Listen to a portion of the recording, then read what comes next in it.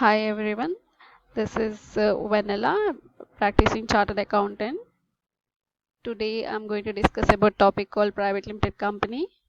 We are going to interpret what actually the private limited company is. So here comes. Private companies represent a different set of relationships in terms of ownership, risk and reward, which when we compare to private limited companies. So it will have its own risk, rewards and ownerships when we compare to public companies. And as, as private companies do not access capital market, they require less protection for the shareholders, and they however represent an important organization form for conduct of business, even though they have lesser compliances compared to public limited company. Forming a private limited company is important for organizational uh, form for conduct of business. Therefore, there is a case for lighter regulatory requirements over private companies. So when we compare to public limited company, private companies have a lesser regulatory compliances, and the existing law provides for certain relaxation to private companies on account of their nature. So when compared to public limited company, they will have many compliances. They have to file what information to SEBI, and even based activities they have to inform any extraordinary events if happens, they it is also to be informed. So these are not required in case of private limited companies. While good governance, corporate governance is equally important for success of such private companies, the obligation for giving of information of corporate process should be so structured that such enterprises do not lose the flexibilities in the conduct of their business. And in particular, the law should enable a private company to take any decision it is otherwise empowered to take without observing the formalities of the act. So sometimes they have to take decision. So the board of directors can pass a board resolution or a general meeting, or in the general meeting, and they can take the decision according to their own. So this is what they are saying: without observing the formalities of the act, if the members of the company unanimously agree. And a simplified circular resolution procedure just now we discussed should also be considered where unanimity is not possible, since disputes may also arise among as the members of such companies, the cost of which may ruin the company. The regime for private companies should contain dispute resolution procedures simplified to the extent possible.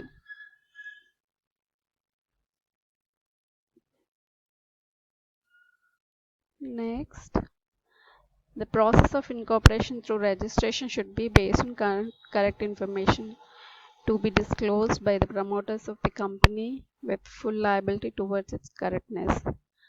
So while incorporating a company, director should give correct information, and if any misinformation is given by the directors, then they will be liable for penalties. The information necessary for registration may be prescribed through rules.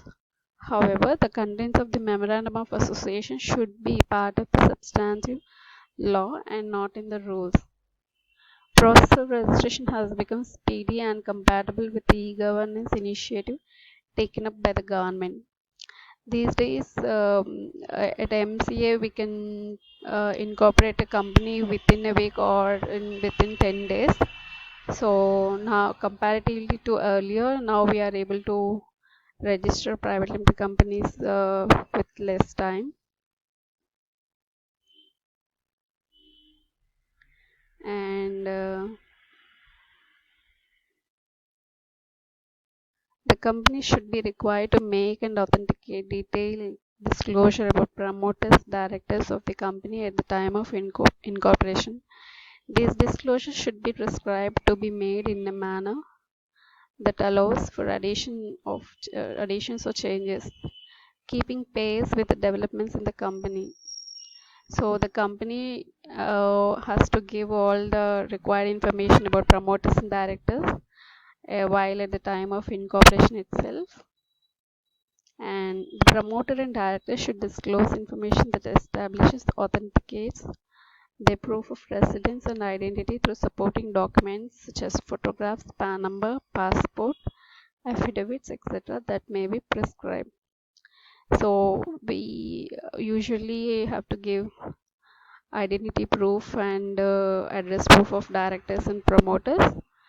Along with that, they have to give photographs, PAN number, or any affidavits if they have. And every company should be obliged to have a registered office and to disclose it correctly along with proof of address in a manner that enables access physically and by service of post. The company should also be made to register their website and email address. So every company should have a registered office, and they should also provide this proof of address while incorporating the company, and this office should be physically accessible, and for servicing of post also it should be accessible. Company should also make their own website and email addresses, and the primary responsibility for veracity of statements made should be that of promoters and first directors. If agents or professions are empowered, this should be done on the basis of the suitable power of attorney and should not relieve the principles of their liability. So they can promote any person by giving a power of attorney to do what directors or promoters are responsible to do, but anything goes wrong, then the promoter and the director will be liable. In this case, they mean to say stringent penalties should also be provided for any professionals if engaged who do not exercise due diligence at the time of incorporation. So whoever does these registrations, they also should take enough care while doing the incorporation. If any misleading information is given, then they will also be liable for penalties. Directorship by promoters and directors in other companies should be declared at the time of incorporation. The terms promoters and control should be clearly defined for avoiding any doubts. What they mean to say is the directorship by promoters and directors in other companies means if they are already an existing promoter or a director in other company, that information also we will be giving in incorporation forms. And we should also specify who are the promoters and who are directors and what are their controlling powers while incorporating the company itself. Stringent consequences should follow if it is found that incorporation has been done under false or misleading information. Last but not least, so if any misinformation is given to incorporate a company, then they'll be liable for stringent penalties. That thing we should remember. Hope you like my presentation about interpretation of a private limited company. Thank you very much.